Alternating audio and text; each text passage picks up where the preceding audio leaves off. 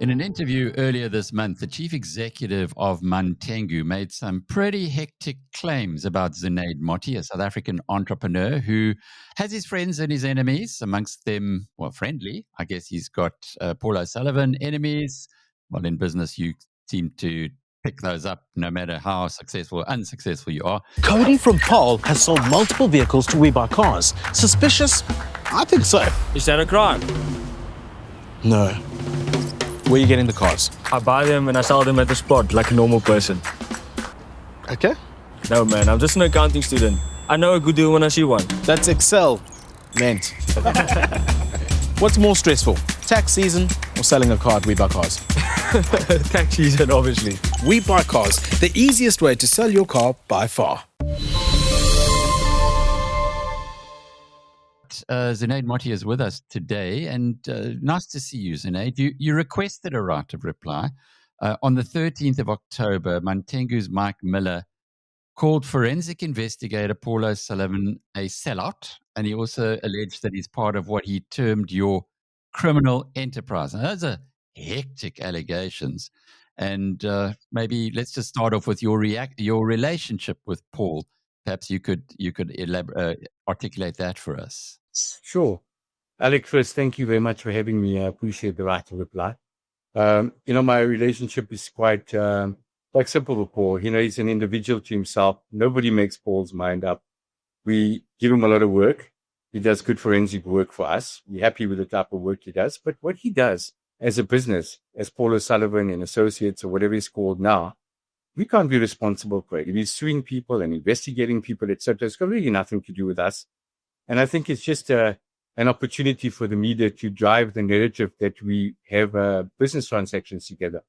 Don't really have business transactions together. In the past, we have bought properties together, and I lent some money into an SPV, and we did well. But we don't have any transactions together. He's not my partner. He's on his own. What he does is his own problem. And that's where it is.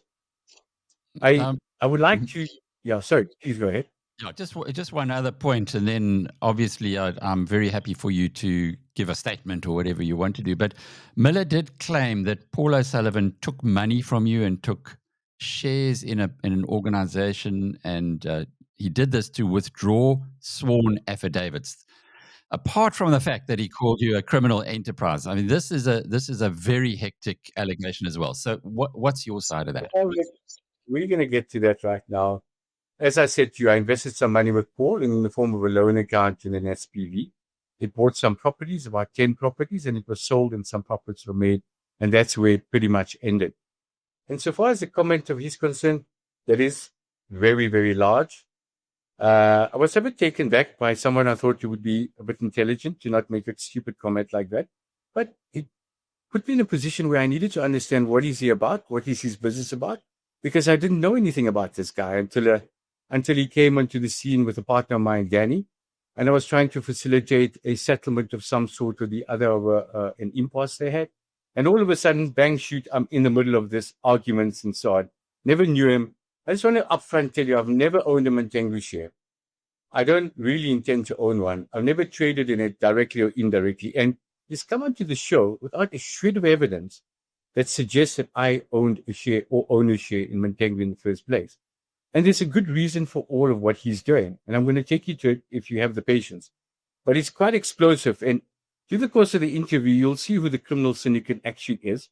And you'll see how Miller runs a criminal syndicate with about 10 or 12 people in Mantengu and why he's doing what he's doing. So it starts off with the concept of a scapegoat. You see, he's looking for somebody or something to explain why this company, Mantengu, doesn't do well or is not doing well. Why its price of the shares are under pressure, why there is no enthusiasm of investors to come along and invest into it, or corporates or banks. Right now, there are no big institutions invested in there. There's nobody that's a significant shareholder or a serious shareholder. And I'm going to take you to the reason as to why I'm the scapegoat. So it starts off, Alec, in 2022. Miller starts a business. And just by the way, I don't know if you know Miller's background, but Miller is actually a game ranger. I don't know if you know that. But he's also a CA. And from what I'll discuss, I'll demonstrate one or two things to you that will be quite interesting. So he invests in a business called Langpan. It's a chrome operation somewhere in the northwestern province. And he wishes to reverse this into Mantengu, obviously. But prior to that, in 2017, he became a director of Mantengu, which was then called MRI, and it was listed on the All Tax. And this particular character, what he does, he becomes a non-executive, but in the background tries to find a transaction for MRI. And in so doing, he finds Langpan. And Langpan is a little business in the northwest province. And he goes and he tries to make it work. And eventually he gets, at some point in time, he gets what's called a competent person's report. Now in mining, Alec, you know what that is. A competent person's report is when someone competent comes along and says, look, I have a reserve, it's A. I have got to do B, which is put capital, services, etc., and C will generate a profit. And he comes out with a valuation of around 850 million for Langpan to $1 billion. And he's very happy. Shortly thereafter, and he uses a very interesting company to do this. And the company is called, sorry, I'm just going to take my glasses off, forgive me. And the company that does this for him is called Bara, B-A-R-A. It's an interesting company that does this work for him. And he's very happy at the 850. He then comes along and does a fair and reasonable. And the fair and reasonable for Langpan is now done by a company by the name of Letsima. And Letsima comes up with a valuation. And here's where the crookedness starts and where the fraud and the criminality of Miller starts. They get a valuation for 27.5 million rand. Just 27.5 million. At the time, Letsima says it's 27.5 million. He goes off to the board, interestingly enough, and he almost puts MRI, this company that he works for, almost goes into business rescue. And I'll explain the relevance shortly to you. And he reverses this with a bunch of shareholders for 550 million. Knowing that the fair and reasonable, and he prints the fair and reasonable at 27.5 million. And he comes along with a bunch of people and you reverse it in to MRI, which later becomes Mantengu, for 550 million. That's almost 20 times its actual value. Fraud, number one. Or misrepresentation to the public, number one. And he's working with a bunch of people. That's the Gamzee Family Trust, Disruption Capital, which is his, Collins Family Trust, Kiana Lilly. It's really me, Pty Limited. It's not me, guys. It's called It's Really Me, Pty Limited. Susan Lynn, Punitar's trustees, Dev Maharaj, who's his current attorney, and Rue Mining, and lastly, Andrew Pty Limited. And those people control 85% of this particular investment. And all they do is they come from Langpan, they're shareholders in Langpan, and they reverse this thing into a listed company, not telling the public, or should I say telling the public, that the fair and reasonable is 27.5 million, but they did it for 550 million. That's the first misrepresentation to a normal guy in the street that ordinarily wouldn't go to the extent of doing all the homework that I've had to do because he's got onto my radar and I needed to understand what he's doing. So he goes along, he puts it in at 550 million. But interestingly enough, the competent person's report says something very interesting. Although they value it at 850 million, they say the assets are made up of chromium and platinum. And the platinum component of the asset represents about 550 or 600 million of the valuation. And here comes the second fraudulent behavior. He has no intention to mine the platinum. And I have been in the platinum industry for greater than 20 years. He does no work since 2022 on the platinum. No research. Absolutely nothing. He doesn't even do test work. He can't determine as to whether that can actually be processed economically out of the reserve. But knowing this, and until today, he hasn't produced 1 gram of PGMs. But knowing that he's not going to do anything with PGMs, he keeps quiet and he lists the asset at 550. What the competent person then says is that if you take the platinum component out of this, then the asset's only worth a maximum of 200 million. So you have Letswama saying 27.5 million, and you have a competent person saying 200 million. But he forges ahead at 550 million, and all the shareholders, Alec, in Langpan have now become shareholders in Lisco. He raises no money, goes to no banking institutions because they probably show him off from the door. And he's then in a position where He misleads the market. And guess what? He issues 130 odd million shares. And at what price, Alec? 4 rand. 550 million divided by 100 odd million shares. The share opens up. It opens up promptly on the 4th of April. It's supposed to open up at $4. On the day it opens, it closes at 1.26. He doesn't then pick up the phone and say, JSE, what's going on here? Because he knows he's the reason. He's misrepresenting. He's the fraudster that put this at 550 million on the market. So he doesn't make the call to the JSE. Someone's playing with my shares. And this is now 4th of April, 2023. A week later, Alec, 11th of April, his shares close at 90 cents. All the way from 4 rand. Because the market knows your position. Banks know, big institutions know. No one's backing him. He's out there with these bunch of accomplices listing this company at 550. And why, I ask you? Because they want to create the innuendo to the market that in fact the share is worth 4 rand. Because everybody bought at 4 rand. So when it lists, you can also buy at 4 rand. And nobody's prepared to support it. As they go down the road, in the entire period that this share has been trading, it's been trading at an average of 60 cents a share, which is where it probably is worth at the moment. And there's a calculation for that. But he comes along and he creates this narrative because he needs an excuse, as I mentioned, to explain to the public what he's actually doing. And I'll come later on to explain to you that as a game ranger, he's actually become a corporate poacher. And I'm going to explain to you what that corporate poacher means because he has a way of dealing with businesses. He's not a very long in business, pretty much. He's been in business since 2017 or thereabout. And what he does, he buys assets. He becomes a director in a company before they're acquired. So he goes into the company before a transaction takes place. He becomes a non-executive director, example, in Memo Mining, which is a Langpan asset, takes the information, makes people believe that because he's a CA, that he can be trusted, and then almost put bought Memo, and the sister company to Memo, which owns Langpan, is called Memo Marketing. He put them in business rescue, takes the assets out, and walks away with the assets. The second one was Mantengu, because Mantengu almost went into business rescue, and I think that was in September 2017, where he stopped going into business rescue and reversed his 550 million. But he was on Mantengu's board since 2017 and only did the transaction in 2020, 2022, and so on, in 2023. But he had all the insider information.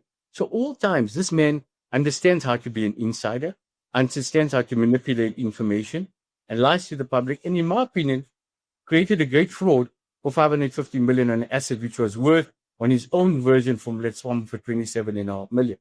But that's not the reasons the company is doing badly. You know, I'm in the chrome mining business. I don't know if you know that, Alec. I know chrome. I like to think I know a little bit about chrome. But the guy comes on your show and he says he's got a 317 million rand turnover. Just as an example. And you ask the question, but my profit was 350 million.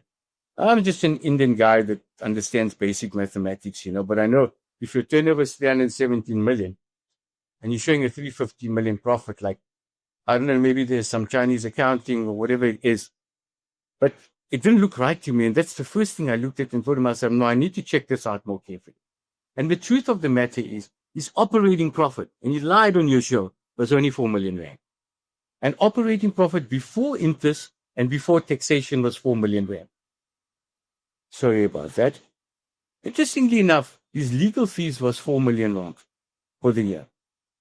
Now, you're running a business and your operating profit is only 4 million before interest and before taxation. You got an interest bill of 65 million rand. It's completely madness. That means you're running a loss, ideally, in the business. And last year's loss, just incidentally, was 27 million rand. It wasn't 350 million. I'll come to the 350 million and tell you why he's there. His legal fees, 4 million rand, and a business making a operating profit of 4 million. He spends 100% of the operating profit on legal fees fighting, and I'll get to who's he fighting with and what he's talking about, the syndicate, as he calls it. His salary, as I said to you, was a game ranger. He probably earned 20 grand a month while he was a game ranger, and all of a sudden it propels up, earning 5 million a year, with a co-CEO now earning 5 million. Together they earn 10 million, and that's not even the entire board, just the two CEOs. Their market cap's about 200 million. That's 5% of the market cap is now the salaries of these two people. Unbelievable. It's crazy. And it is 2.5 times operating profit. You can say that maybe he's running the business in his mind, he thinks he's an angler, which is far from that, but his loss was 27 million. He currently holds about 30 million rand, and he has debt of about 600 bars. So he's got a 5% cash to debt. This is why, and I'm giving you reasons why people are not happy to invest in this company. It's a risky company and run by risky people that have agendas. Operating profit is 1.25% of turnover. And that, by the way, is before any interest. As I said, operating profit. Market capital, 200 million. Issue shares, 317 million, which means they're trading at 63 cents, which is the right number to be trading at in my opinion. I want to take you to the legal issues. So while all of this is happening, Alec, on the 16th of February, he makes these allegations because he can see there's trouble in paradise and he can't explain his bad behavior and all of this fraud that he's bloody committing. And in the 9th of May, he makes a criminal complaint against you won't believe who. The JSE, Leila Fourie, Zarina Bassa, Liberty Coal, members of the Johannesburg Stock Exchange, and he also says, I'm involved with them. So the FSCA, the Johannesburg Stock Exchange, all of these people are allegedly complicit with me, and I don't own a bloody share in his business, in order to bring this penny stock down. It's actually 2 pennies, sorry. I take that back because it's 50 cents. On the 22nd of May, he gets a 250 million rand damages claim from my partner, Danny. Doesn't mention that. On the 23rd of May, the FSCA issues a letter because he reports this. JSE says, let the FSCA look into this. And this is what they said. I'm sorry to take your time. It says, the FSCA wishes to clarify that claims that there are no prima facie evidence of any bad work done. After a thorough investigation, the FSCA concluded that the transactions and orders identified by Mantengu are lawful security transactions in the ordinary course of business. That's a report from the FSCA from the 23rd of May. It's my business now to know his business. So when you look at why I'm doing all of this, it became a small little project for me now. I must say I enjoyed it, but what I discovered was rather sickening for me around how he's lying to the public. So along comes the FSCA letter. He then applies on the 10th of June for an urgent application to interdict the FSCA from publishing the entire report. And there's a reason for that. And the reason is that in that report, it says in detail who is probably the selling party of his shares. And it's probably this company called GEMS, in my personal opinion, that would be selling the shares, or anybody that is affiliated to the company, but definitely not me or anybody directly to me or associated with me as such, or family to me or anything of that sort. Interestingly enough, my partner then served him on the 19th of August, and he gets a gagging order against him talking nonsense about him too, because he creates the innuendo in the public domain that the JSE is working with myself, my partner, the FSCA, and a whole bunch of employees in the JSE to defraud him, which is completely ludicrous. But he then tries to bring an application. And I think that was on the 10th of October against the Johannesburg Stock Exchange. You may have heard of that. I think you asked him about that. And the scathing order says, and I'll just read you the judgment for the Johannesburg High Court. It says, it says that, in my view, not only does Mantengu not establish urgency, as there is nothing new that needs to be urgently disclosed in the sense and answer. It has not made full disclosure to the court, but has kept information from the court in an attempt to make a case out for urgency, and alludes to share price manipulation without mentioning the Financial Sector Conduct Authority's report. So they don't take the court into their confidence and give them the FSCA's report, and they lie to the court, and they get the scathing judgment against them not to publish this. In moving on, I think what's important for me to tell you further is that another crazy thing happens. Along the way, while misrepresenting to the public about this investment in the chrome industry, Langfan, and lying about the value of 550 million, they do another transaction. And the transaction is called sublime acquisitions.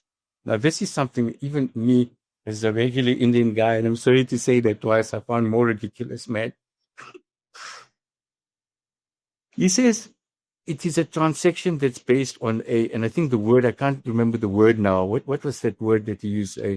He said it was a special transaction or a discounted transaction or something he refers to it in his financial statements. A bargain. So it was a bargain investment. Alec, listen to this.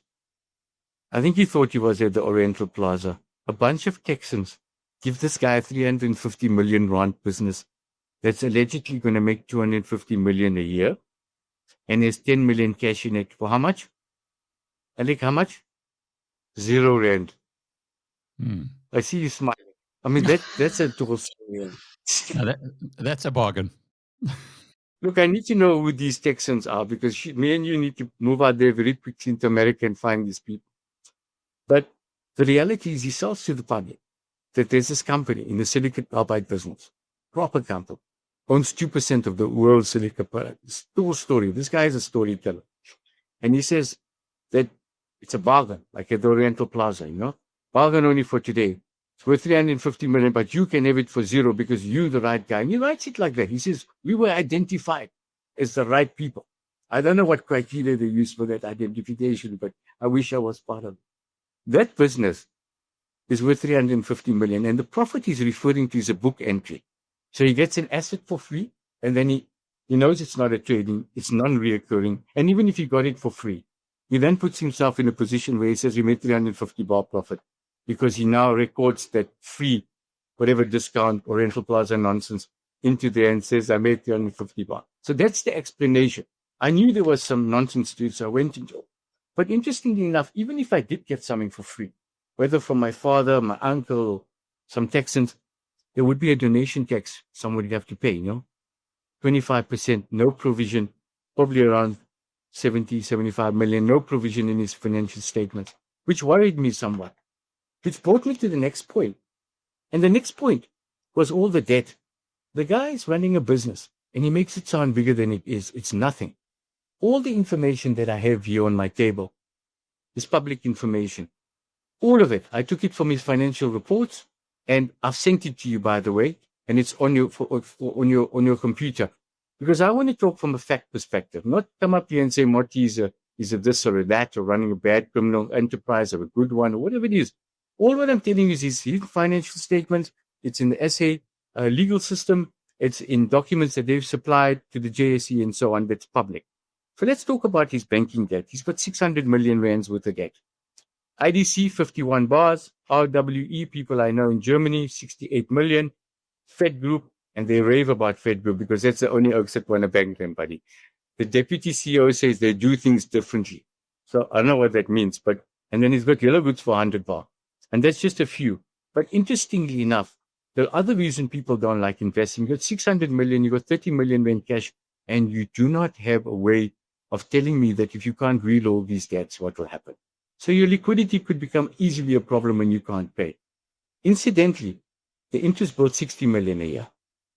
So the trading profit before interest and before taxation of 4 million means that they can't service even their current debt. They need to borrow more money in order to service their debt position. I just want to go back one point and tell you that when you talk about these things, I would like to talk about the shareholders because those people's names that I mentioned, they still control a lot of shares. They control more than 50%. So they'll keep this character, this loose cannon, in there as a director because they own more than 50.1% of the shares and they'll control the board. But that's in an attempt to perversely get people to invest money where there's absolutely no value, no cash flows. They're running theoretically and practically losses, which takes me to the point of the summary of their share issues. They started off with 150 million shares in 2023 when they reverse listed and committed that fraud. And this is just my opinion, and they're welcome to sue me because this is based on fact. You only can be sued for damages when you're not talking facts. And they then issue another 130 million shares along the way, or more, another 150 million because they have 300 odd million shares. All those people that have been issued shares, but have now bought into their nonsense and lies. Incentive shares, debt conversions, 46 million. Some people that were owed money had now to take this toilet paper and say their shares. Worker copper mine, 20 million.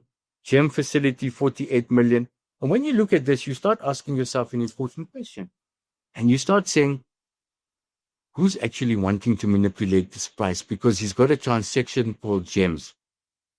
And gems is a transaction apparently they're situated in the Bahamas. I don't know where that is, but it sounds quite exotic. And I know there's interesting structures there. But these guys gave them a 500 million rand share subscription. And obviously, every time there's a share price and they can disseminate the shares or issue the shares to them, they get money. So it would make sense that they issue these shares at the highest possible price so they don't water down their current shares. And currently, they've watered down their shares where those same group of individuals now, you'll realize that only 44 shareholders control still 86% of these shares. There's not one institution in there, not one bank, not one proper investor other than these bunch of criminals hubbing together, selling the market a long story. You know, when it comes back to the Chrome, I want to tell you something even more interesting. That in the time when they listed their Chrome business, they made some very big allegations about what they're going to do. And the PGMs thing is very important, Alec, because they've done zero. It's such an annoying thing when you go into the market and saying, I'm going to do PGMs and I'm going to do Chrome, and then you do zero about the PGMs. It's almost like off the table, but it constitutes 70% of your competent person's report. But even in the business they run of Chrome, from a trading perspective, they made 30 million rand and they did 100,000 tons of chromium. And they promised the market there'll be a 44 and 46% or 42 to 44% chrome.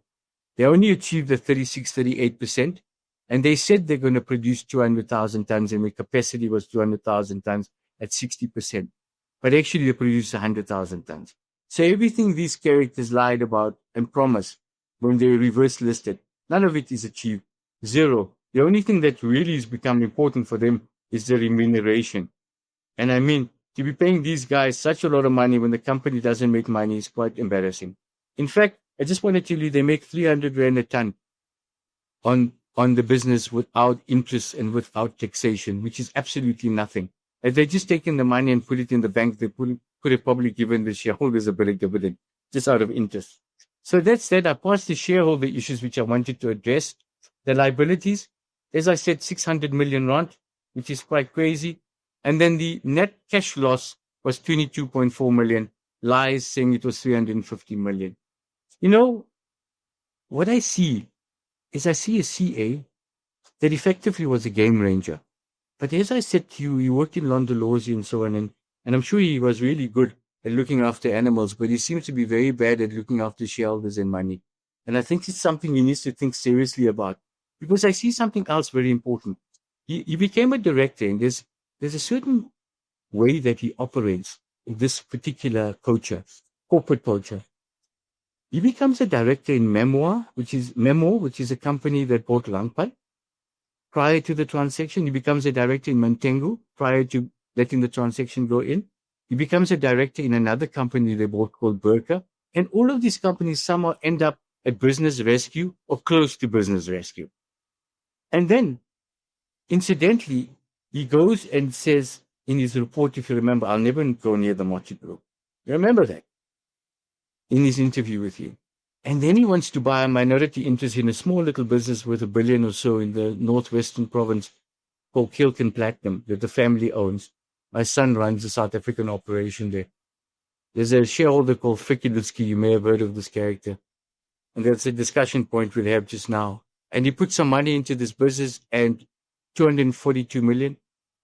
And he wanted me to pay him 800 million back for the shares. And this is how the Nexus arrived. We launched a case against him for afpersing. I forget the English word. Forgive me. You may remember what it means. I think the English term of afpersing is when someone blackmails you. And we refused to pay him 800 million for his 35.1%. And he got a hold of Miller. And he intends to make a Miller, Frikkie, a 35% shareholder in his business. Now, Frikkie himself is a whole criminal, and I don't want to expose him now because that's not the purpose of this, and I don't want to digress because that'll be quite unfair. And I'd rather stick to the facts of where we are at the moment. In essence, all the time, these guys, they come into a business, they become a director, whether it's independent or otherwise, take information, gain confidence of people under auspices that I am a, what do they call the CA? I've got an MBA, you can trust me. And before you know it, your pants are down and you're having a whole very terrible experience that you can't think of. It's not happening to one of our companies. And I can assure you, we're not the type of guys that are going to stand there and roll over on this type of madness, because this is the way Miller operates. He has a certain modus operandi, gets in there, steals information, can't be trusted, and then lies to the public. So in essence, the reason, Alec, that nobody wants to buy these shares, and I've given you so many, I don't want to go in, other than mention that even the assets he owns are worth nothing. The asset, which is the one in Langpan, has got a 6 or 7 year reserves. They're probable reserves. They're not even proven reserves, just out of interest. But when you go to a bank and you say to a bank, listen, I need some money, or do you want to invest with me? They'll say, but what have you got that's provable? He's got probable reserves, which is probably not bad, but it's really not good. It doesn't give anybody comfort. And he's got also indicated and inferred reserves, which means absolutely nothing. And then they've got the zeroth operation, which is not even transferred to them, but apparently running at also not of significant profit in itself. So in essence, guys, the word out there for me, for the public, is to be careful about investing in Mantengu, particularly when he's running it, because it's a company sham. There's certainly no value in it. I'll load the documents up onto my website. I want people to feel free to go there and check out what I'm saying. I'll send them to you. You can have a look at them. And I'd like to also caution the banks that are recklessly lending to this character. He sells them a lot of stories. There's a lot of people out here that are lending him money, including the IDC and so on, selling them a whole hogwash about things that are never going to happen. He has not been able to demonstrate that in the short term, currently, his current assets are enough to settle his current liabilities. Now, that puts you in a situation of illiquidity with 30 million and 600 bar there. And therefore, people are scared to invest in this. And I think big corporates know the story about Miller, but nobody's had the balls to come along and say, you know what? This is a criminal. I'm picking my hand up, and this is what he does. Incidentally, he's at no point shown a shred of evidence, and I'm going to close up on that point, of me, any of my family owning a share in this business, which made me so annoyed because I have no interest in this company. You have investments of hundreds of millions of rands in this exchange, including other stock exchanges. You wouldn't want to be involved in a company that's got a market cap of 100 or 200 million with these type of risks run by these type of criminals. I don't know if there's any more questions you may have, because you look shocked and very quiet. Thank you. You've actually given a almost like an advocate's argument here. But let's just go back to the basics here. The basics, in fact, to me, it sounds a little bit like what's going on with Mkwanazi and the crime intelligence and the slush funds. And you got one side, then you got another side. But getting back to what he's said on BizNews TV, which is, you run a criminal enterprise. Surely that's seriously enough to sue the guy or to sue his company, or are you doing that? What are you going to do about that? You know, Alec, how do you sue a guy that owns 8 or 9% of a penny stock company and has got maybe 15 bars to his name?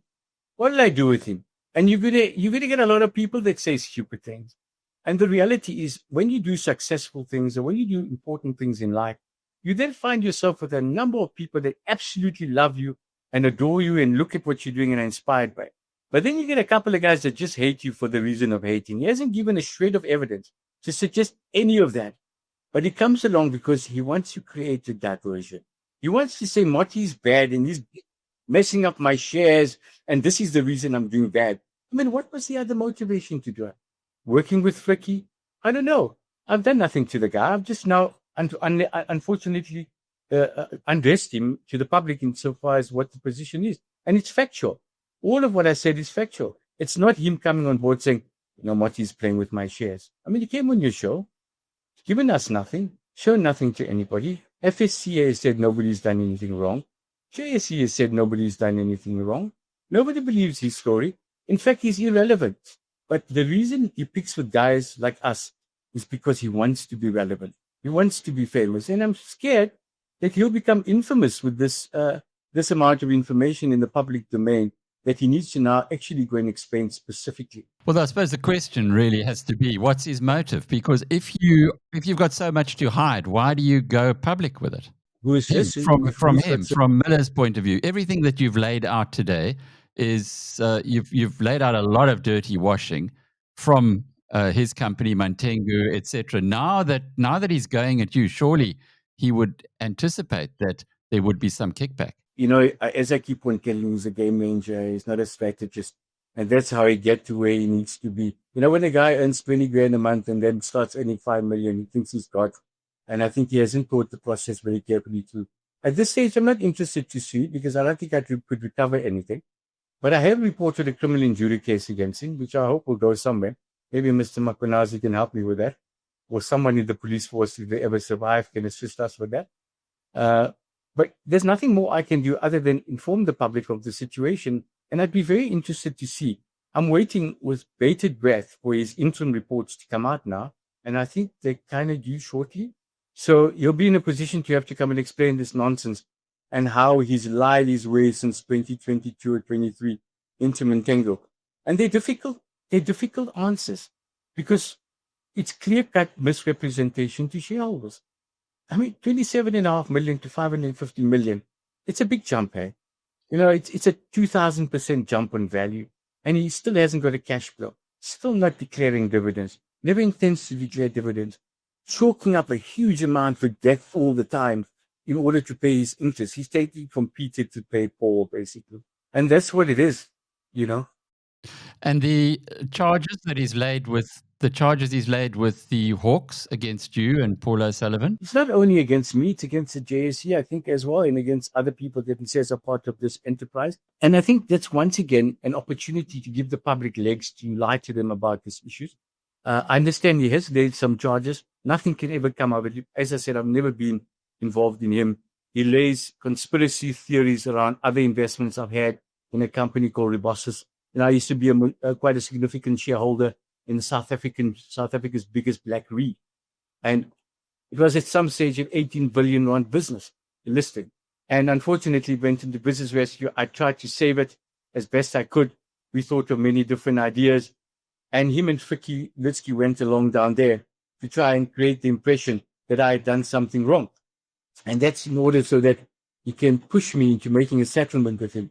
But now that you're talking about Fikkie Litsky and about this guy, I just want to tell you what they may be looking as a new potential crime syndicate member, Fikkie Litsky into Mantengu. This guy in 2012 crashed a helicopter and burned and buried it while he was flying near rhino farms, etc. Second helicopter, he buried in Zimbabwe, presumably apparently moving gold, drugs, and weaponry.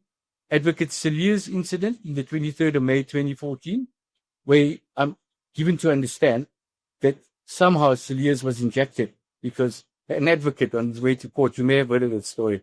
That's why they always talk about wearing this pants that have got a bit of steel in them when they go and do work for guys like Litsky. And then suing ABSA and saying ABSA are fraudsters and took a mall away from him. But that's nothing. In addition to that, he has actually a criminal record and a ruptured reputation that's based on arrests and sentences. Some sexual conduct offenses that he's had in 2004 in Groblersdal, in Middelburg and Mpumalanga. He was soliciting, I think it was hookers. In Middelburg and Mpumalanga, he was carrying, the charge was the act regulating explosive found in possession of this guy. And lastly, he was charged in Zimbabwe for aviation and immigration regulations, sentenced to 84 months in prison, 42 months suspended for 5 years. So this is a guy that found himself putting minority stake in our business. And you may ask yourself, like, why I'm involved in this criminal myself? I can see it in your face.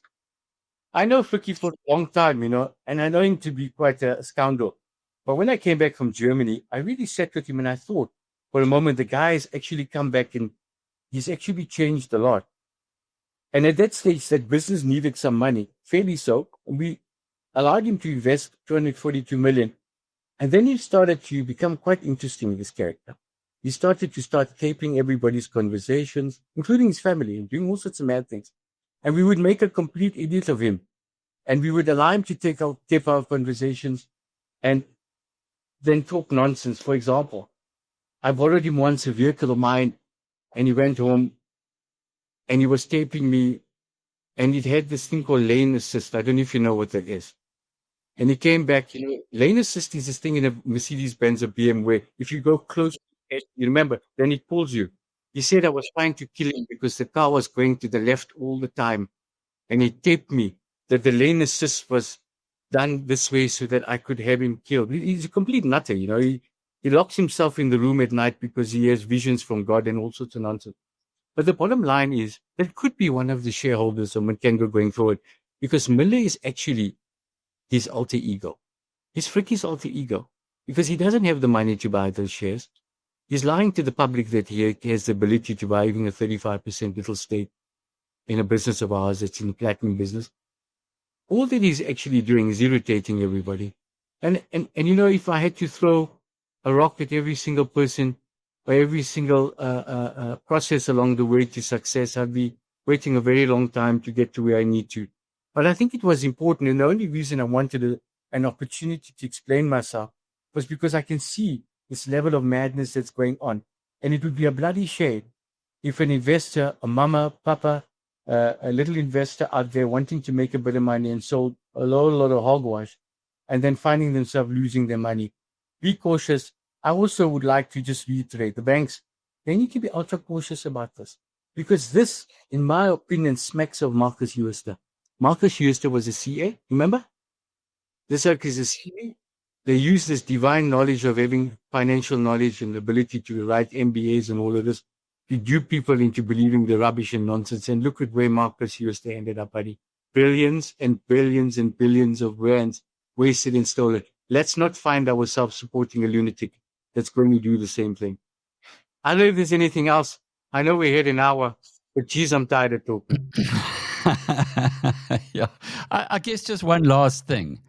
By responding in the way that you have, and you've spent a lot of time, you've invested a lot of energy in putting this all together to have your right of reply to Mike Miller. But aren't you now, given your reputation, as you said earlier, some people love you, some people don't, that you are now going to have things you're not proud of that are going to be pushed into the public domain? I think that's not possible, because I know that Mike and Fricky went to Amabungani again, and I know that they sent me lots of questions. But unfortunately for them, those are Fricky-listy nonsense and madness. And all that has to be said about me has already been said. You'll remember those Amabungani characters. 2 years ago, they printed everything, episode upon episode upon episode. And what did it result in? Do you know what it resulted in, Alec? The guy that was apparently the whistleblower is now charged for theft. That they don't report. He's now facing criminal charges at the moment in Johannesburg's, Randburg's Magistrates Court. And I believe he's on his second or third appearance for that. But they keep quiet about that now because nothing happened. And if I don't know what else they could air on me, and that could be great. If they do, that's fine. I'm a private company, Alec. I'm not a public company. I'm not taking money from the public. I'm not abusing people's trust. I'm not stealing from the public. I'm not misleading young investors. And I'm not making a mockery out of the fraternity of the JSE, etc. This reminds me of a saying my grandfather used to tell me a lot. And he used to say, and in this case, if you take a clown to a JSE listed company, it becomes a bloody circus. And this is what exactly it is. Only he's been very good and crafty about hiding all of this rubbish that he has. But he has a lot of explaining to do. And no matter how much nonsense he talks about me, it doesn't cover up the problems that have now been exposed, unfortunately. Zunaid Moti is the SADC head of the Moti family business, and I'm Alec Hogg from biznews.com.